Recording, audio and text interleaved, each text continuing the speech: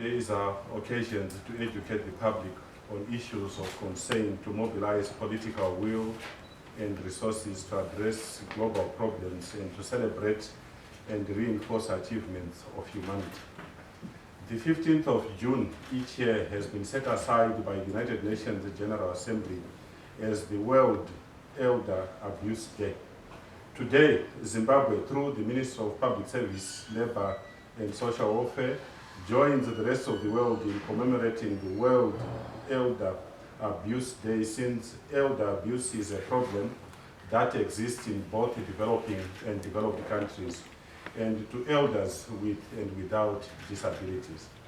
As we commemorate the World Elder Abuse Day, it is also important to recognize elder persons with disabilities, since aging and disability are intertwined and cannot be separated. It is reported that more than 46% of elder persons, those aged 60 years and above, have disabilities. This is mainly because people experience moderate to severe disabilities as a result of an accumulation of health risks such as diseases, injury, and chronic illnesses across one's lifespan. As we shun abuse towards elder persons, let us also not forget that older persons with disabilities are among the most adversely affected, facing further age barriers and abuse in society. The Sustainable Development Goals, SDGs, of the 2030 Agenda make explicit reference to older persons and persons with disabilities with regard to ending poverty, good health and well-being, decent work and economic growth, and sustainable cities and communities. As sustainable development will not be achieved without the conscious and intentional inclusion of the increasing number of older persons with and without disabilities. It demonstrates a clear need to start articulating policies and programs with regard to aging, which takes into consideration the cross-sectionalities of this subject.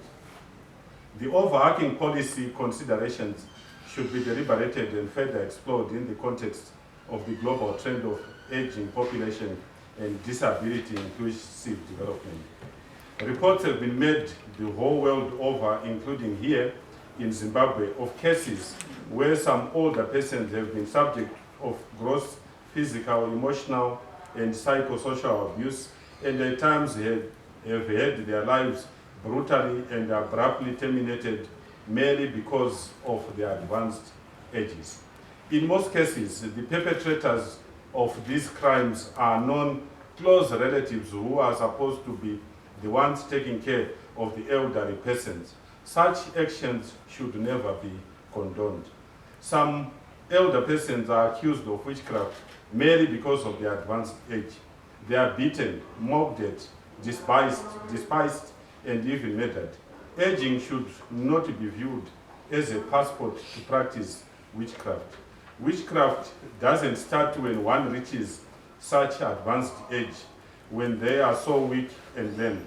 If that is the case, then the question which should arise would be why witchcraft was never detected prior to reaching this old age.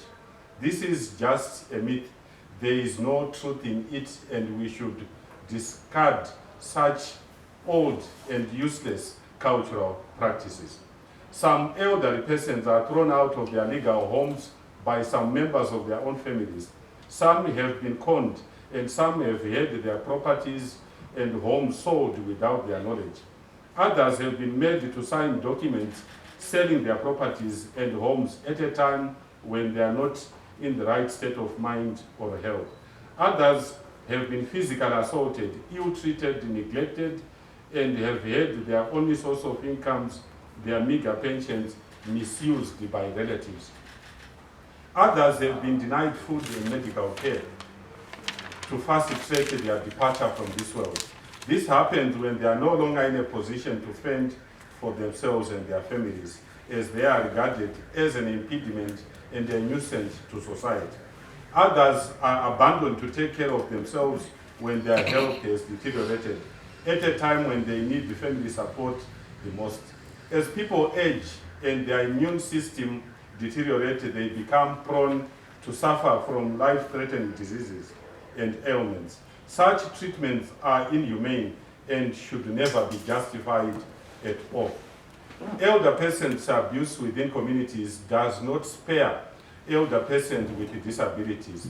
They are, however, more exposed to abuse since they may not have the physical capability to fight back or even to call out for help. They suffer a lot of abuse and neglect at the hands of their caregivers whom they depend for their everyday living. Some caregivers inappropriately restrict their movement by withholding their assistive devices. We have witnessed this, ladies and gentlemen, in our everyday life. I appeal to our society to abandon this harmful cultural practice of abuse, especially when it comes to the elderly persons. They continue to be part of us and are the fountain of wisdom and knowledge which we should tap on as the future leaders of this country. The COVID-19 pandemic has also caused untold fear and suffering for all our older persons across the world. Beyond its immediate health impact, the pandemic has put older persons at a risk of poverty, discrimination, and isolation. Most elderly persons have at least an underlying condition placing them at an increased risk of severe impact from COVID-19. As such, some older persons face additional vulnerabilities at this time. The virus is not just threatening lives and safety of older persons, it is also threatening their social networks, their access to health services, their jobs, and their pension.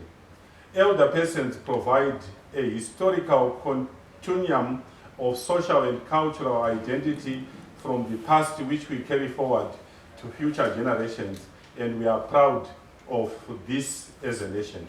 After all, most of them in Zimbabwe play an important part in society as they remain active in taking care of their grandchildren.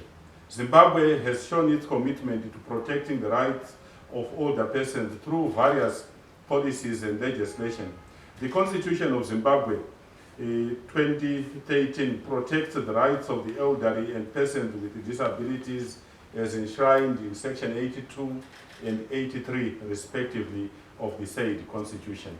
The inclusion of elderly and disability rights in the Constitution clearly indicates the country's commitment towards protecting, promoting, and respecting their rights. The said rights can be enforced and the holders can approach a court of law in the event of their violation. In addition, Zimbabwe promulgated an Act of Parliament on older persons which provides for their well-being, the well-being of older persons through the appointment of a Director for Older Persons Affairs, establishment of an Older Persons Board, and the establishment of an Older Persons Fund, and to provide for matters connected with or incidental thereto to ensure the rights and well-being of older persons are protected. Furthermore, Zimbabwe has currently launched the National Disability Policy, which recognizes that vulnerability to disabilities increases with age, and as such, older persons with disabilities should also be protected against abuse. I therefore call upon, ladies and gentlemen, Zimbabwe to shun any such abuse of the elderly persons and to report immediately perpetrators to the authorities. Zimbabwe has a zero tolerance policy against domestic violence.